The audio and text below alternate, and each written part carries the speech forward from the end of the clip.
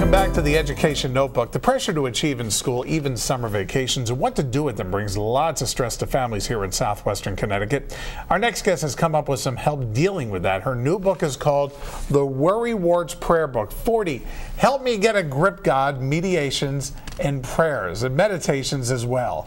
We are pleased to welcome author Allia Zobel Nolan back to the Education Notebook. It is great to have you, and congratulations on this new book. This is different for you. Yes, it's very different. I usually do children's books, but I'm such a worrywart that I decided that I was going to do something about it, take a proactive view, and I decided to write this book because I worry about everything. My family, I worry about strangers, I worry about ants, I worry about my cats, and it's such a debilitating behavior.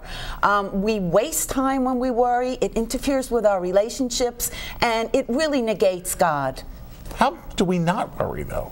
Well, it seems to be a very natural trait. A lot of us do it. You hit the nail on the head there. Worrying is a universal thing. I think when we come out of the womb, we start worrying.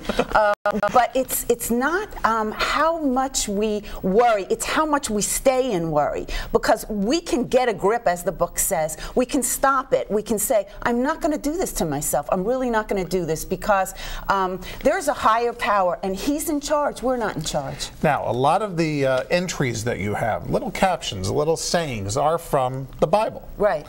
Not everything.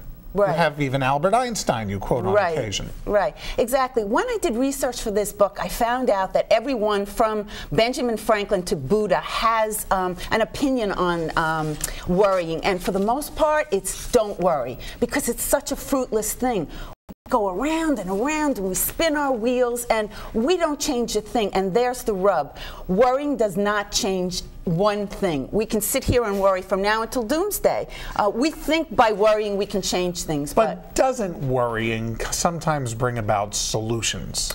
I don't think so, because all we have is today. All we have is this present moment. If you time travel into the future to put out fires that haven't even started yet, you're wasting your time. You don't know what the variables are going to be then. It seems to me that when people think about, when they are worrying, they're thinking about how can I change things? Right. How can I make things better? You have a chapter here, chapter 17, which is called Change the Worrywart's Friend. Right. So if worrying can bring about change, worrying may have a couple benefits here and there. Exactly. You're playing devil's advocate here. Yes, I am. But that's the thing where one of the chapters in the book features that since all of them were about having to change worrying, what can worrying do to help you? And in an instance, if you hurt your finger and you go to the emergency room and you get it fixed, that's a good worry. But if you come home and you're still worrying after you've gotten your tetanus shot, you've got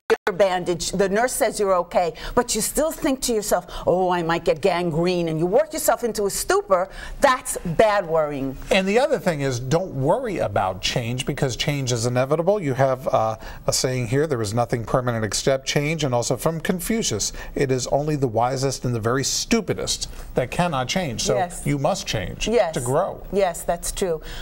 My husband has a great saying, and I put it in the book as well. It's, let there be no crisis before it's time.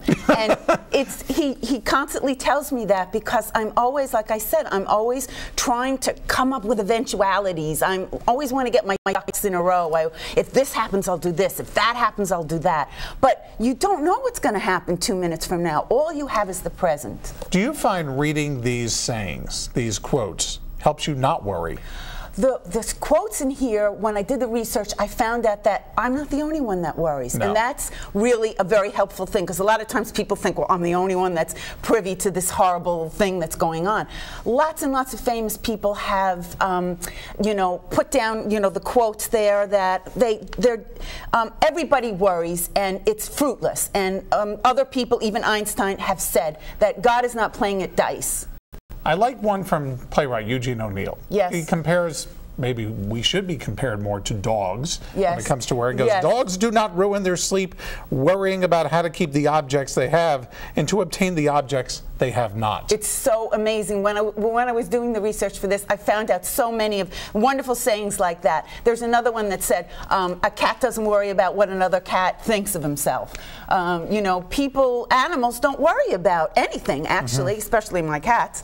You know, they sit around, they go about their business, and they don't worry. And sometimes kids especially will worry that their parents don't love them as much as they think they are. But you also have a segment in here, your father always loved you. Yes. Well, I'm speaking about parents, and I'm also speaking about your eternal Father. Gotcha. Yes. Now you have book signings coming up. Yes, I have a book signing in June 7th, I believe. It's going to be at the Barnes & Noble in Westport, and I have one on June 14th at Borders in Stamford. And what I'm hoping is that people will come out and just take a look at this. It's a kind of book that you can go into and out of, and I'm hoping that they'll get a sense of not worrying from the book. Very good. Allia Zobel Nolan, the book is The Worrywart Prayer Book 40. Help me get a grip, God. Meditations and prayers. Great to have you back, and best of luck with everything. Thank you so much. And congratulations.